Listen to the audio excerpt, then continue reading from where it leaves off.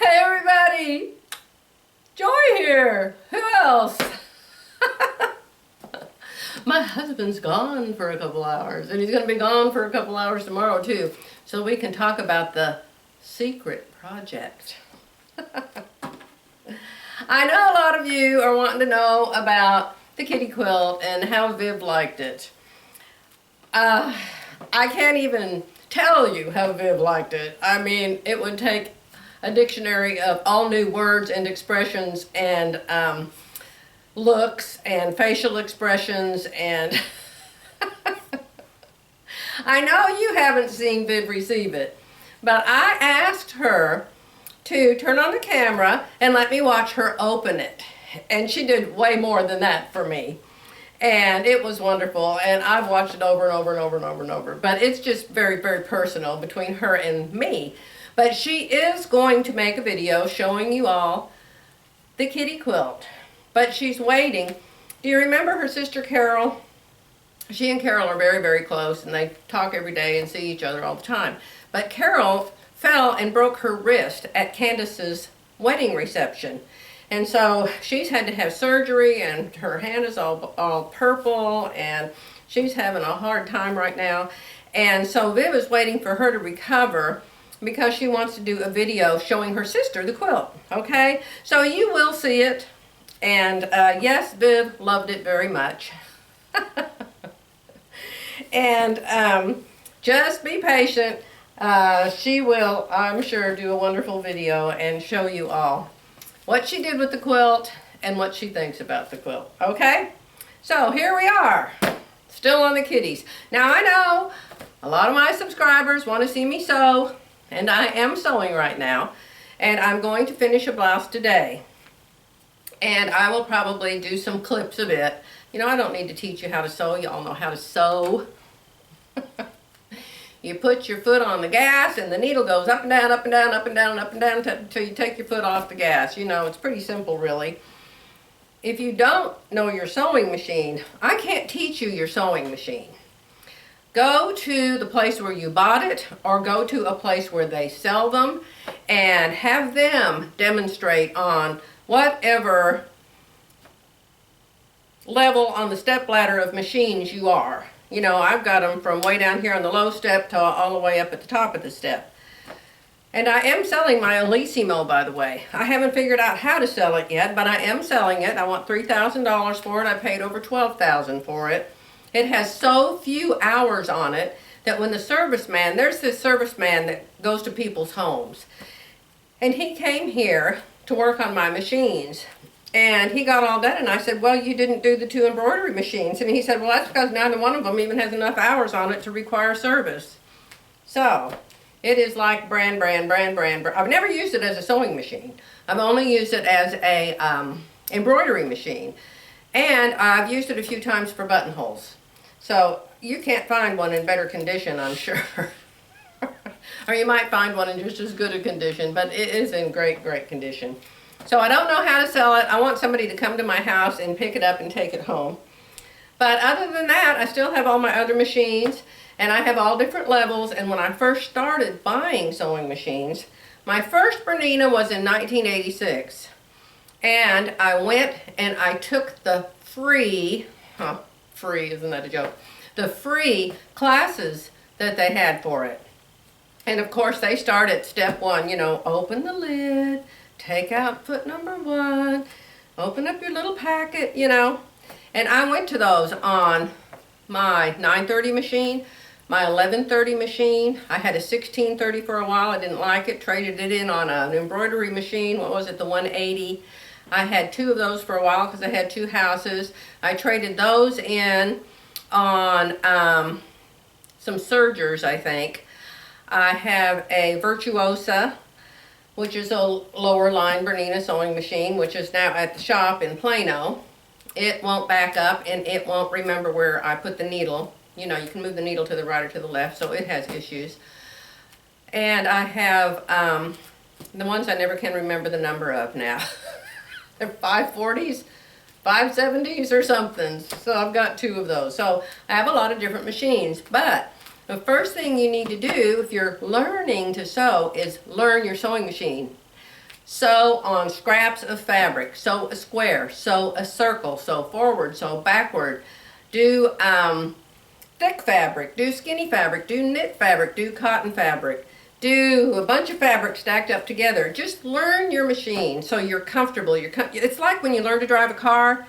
You don't have to go in there and say, now what do you do? Oh, yeah, I need a key. Oh, let me go in the house and get the key. Now let me see, where does the key go?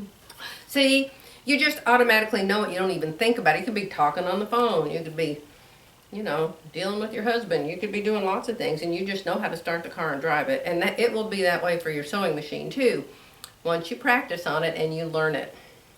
So I can't teach you how to sew, but I can teach you how to put a blouse together, and that's what I'm working on.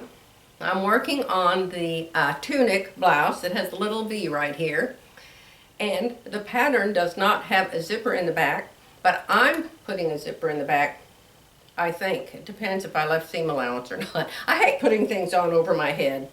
I just don't like it. I like to put my clothes on from the bottom up or just put my arms in like a hospital gown. I don't like putting things over my head. So that's just me. You got more issues, Joy, I know. I think I have the world record for issues. So anyway, what do I have here? Since I can talk and he isn't here. I'm not sure if he's here or not, but he did say he was going to town to get a diesel in his diesel tank. No. He said he was going to town to do that and also get 4 new tires on the trailer that hauls the diesel tank for his bulldozer. He has to have diesel. The kitty quilt. This is the one that I bought to make for him. And I not only bought it, I went nuts buying fabric to make this with. This is called Colorful Cats, and it is a Bernhardt fabric. It is a jelly roll, only this company doesn't roll. I'm trying to open it for y'all. Cut and assembled in the USA, and these are the ones that have those zigzags. Boy, I'll be happy when they quit doing those zigzags, won't you? Don't like those. So, I just wanted to show you. This is called,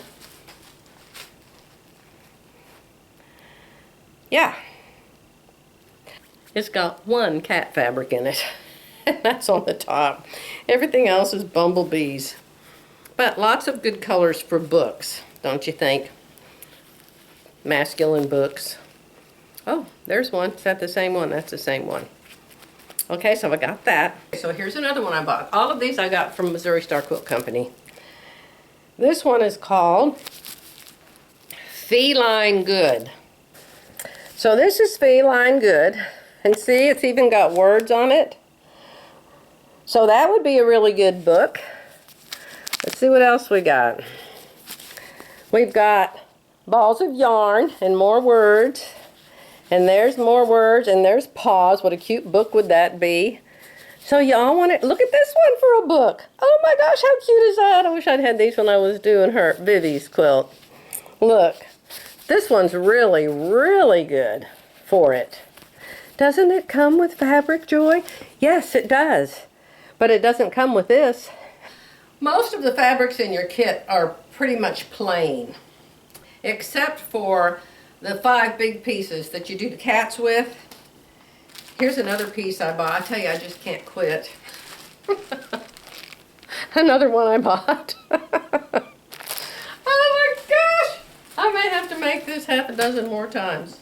And then I bought this one. Where did I? This came out of a layer cake. Now I have looked and looked and looked and looked out there online for more of these kits. This is the kit. This is what it looks like. This is what I started with on Viv's quilt. This kit right here. It comes with fabrics. But I used way, way more fabrics than came in this kit. I used a whole bunch from my stash, which I wanted to do. But there's a lot of kitty cat fabrics in here, but a lot of plain fabrics. There's a lot of fabrics in here that have books in them. Okay? So I've searched and I've searched. Now there's some place out there that one of you told me about, and I found it. I think it's on Etsy. Maybe not. they're selling kits for $72. It's not this fabric. I looked at it and it's different fabric. So know that. You know, buy it if you want to. But I think I'd call them up and say, hey, I'd like to see what fabric you put in that so-called kit. The pattern. You know, I've got double everything because I made this for Finn.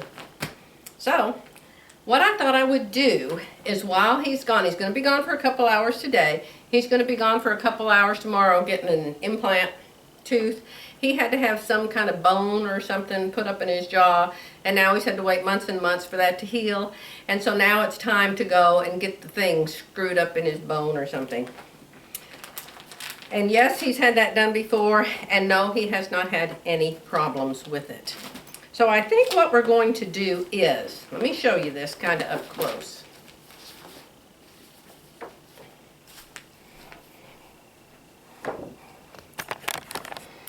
Notice that there's only 9 blocks. 9 blocks. What you want to start with, what I'm going to start with, you can start wherever you want to. But what I'm going to start with is one of the blocks that does not have a cat in it. 5 of the blocks have a cat. 4 of the blocks do not have a cat. Let me tell you one little tip. The cat is going to cover up some of the books. So if you want to put a title on a book that a cat, look at that cat there, covers up almost all the books. If you want to put a title on a book that the cat's going to be hanging over, you have to put the title on first. You have to put the title on the book first before you hang the cat over it. And you might want to look and see how the words work together, and if you can still read the book even though the cat's hanging over part of the letters, okay? It took me a long time to deal with all of that. All fun, of course. Now, you can also put labels. See here, this black oval, that's cut out and added to the book. See this black oval here? That's cut out and added to the book. These little things are added. This one's got a little kitty cut out and added to it. And they have those little things on them. See? So I didn't come up with that. I just went, oh, that's fun. I'm going to do that too. And I did. So, another thing is, you don't have to make the books the same size they made them. Like I may have, where's that red book I'm looking at here in the picture? Where is that? Right here. This book here, I may have made this book 2 inches taller. You know, I may have made this book reach the wall over here. Now, it's something else. Look at this quilt now, and look at something else about the quilt that I did not do. I'll put a picture of my quilt here so you can compare it.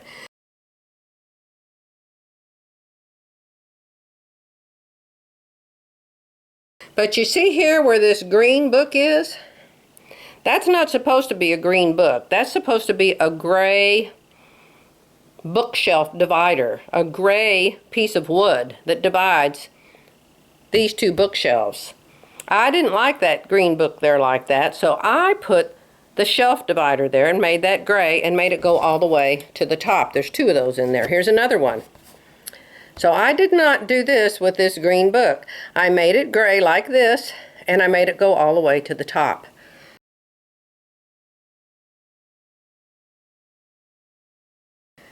Because I wanted my bookshelf to have 9 cubby holes in it. This one has 7 cubby holes in it because she combined these 2 and these 2 and made it look like 1 cubby hole. I'm not going to do that. You can do whatever you want. You can absolutely do whatever you want. Okay?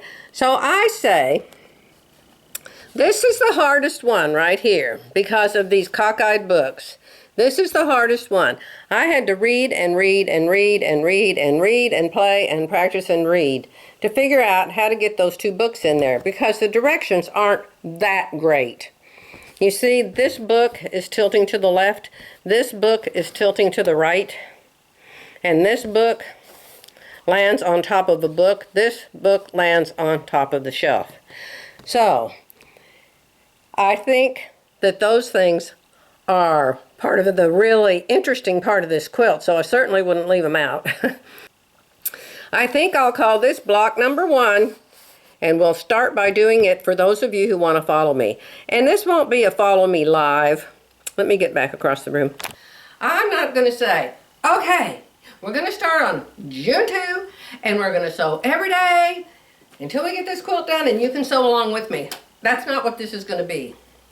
What this is going to be is a playlist. And the playlist will be called Purrfect Library Sew Along or Purrfect Library, I don't know what we'll call it. But it will be a playlist on the Joy Bernhardt channel. And so you can just go to that playlist from now until eternity and watch me make the block. I'll make a block with the kitty and I'll make a block without the kitty. And then it will just be there forever and ever and you can just watch it whenever you want to, okay? That's how I'm going to do it. I just hate doing live. Oh, I just hate it.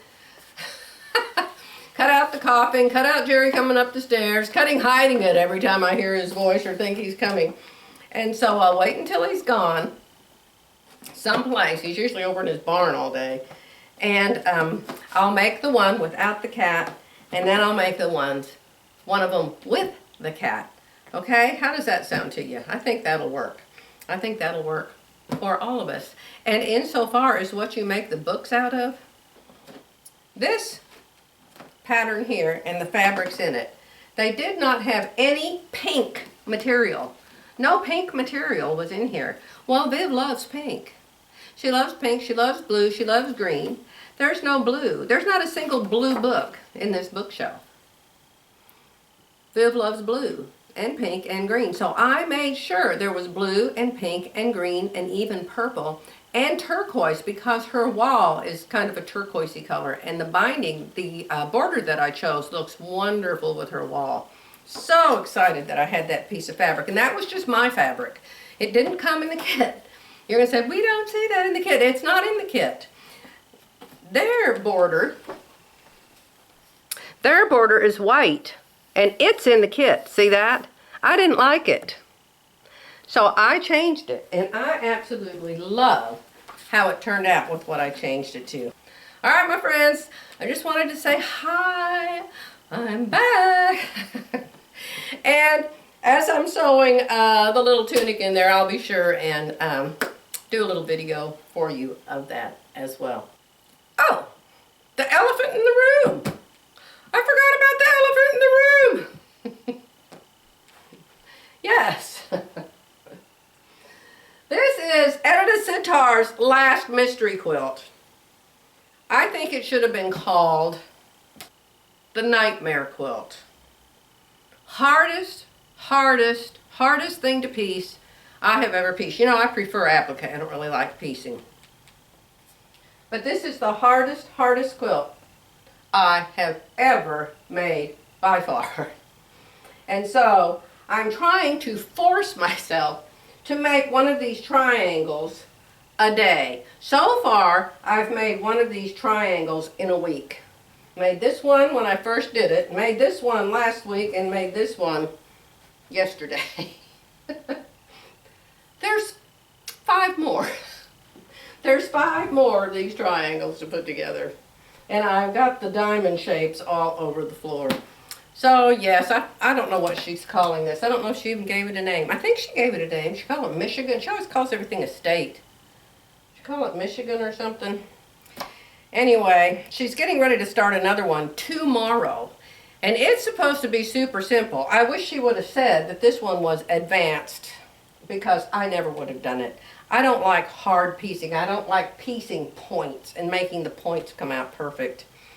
You know, if I wasn't a perfectionist, it probably would be okay if I didn't mind that the points were just chopped off and things didn't line up, but I mind.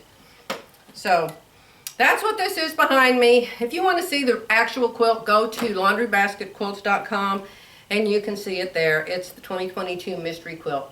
First mystery quilt, and now she's got another one coming up. June 1. And I'm not doing it. I actually have fabric. I didn't order her fabric. But I have fabric that I pulled out of my stash. Whatever quilt it is, it takes 1 yard pieces of fabric. Well, hello! I just happen to have a whole bunch of them. You want to see mine? I'm looking at it. Let me show you my colors for it. Here they are. So this is all out of my stash. She's making it with 4 different choices of her fabrics. One of her choices is blues. I decided to make mine with blues I already owned, and then I was getting an orange to go with it, and this you can see is kind of orange and kind of red. I really, really like it. So you have to have an accent fabric. So that's my accent fabric. That's my blues. And the background is going to be whites. This is all different. They're whites, but they're all different patterns. So, obviously, this is going to be a patriotic quilt, as it turns out. But what I'm going to do is I'm going to wait until she makes this mystery quilt to see if I even like it. And these fabrics are not moving from this spot until I do. I just found one more fabric that I bought for cats. Oh no! Would that be cute books or what? I evidently have a couple yards of this. It's 2.5 yards, so I might be making myself a blouse out of this. Maybe a pair of shorts. How super cute is that for summer? I love it. Let's open it up and see. It's got bright colors. No, I like bright colors. I look horrible in brown. I look horrible in gold. I look horrible in avocado green. But I look good in bright colors. So I thought, okay, I'll get some of this for my surprise quilt. One-way design, obviously. What do you think? I think that is way too fun. Way too fun. Good grief, next thing you know, I'll be buying a real live kitty cat. Of course, with Jerry, you can't have just one because he thinks kitty cat has to have a friend. He thinks a dog has to have a friend too. Hello, how about us? Can't we be their friend? Gonna let you go for now. I'll be back one of these days.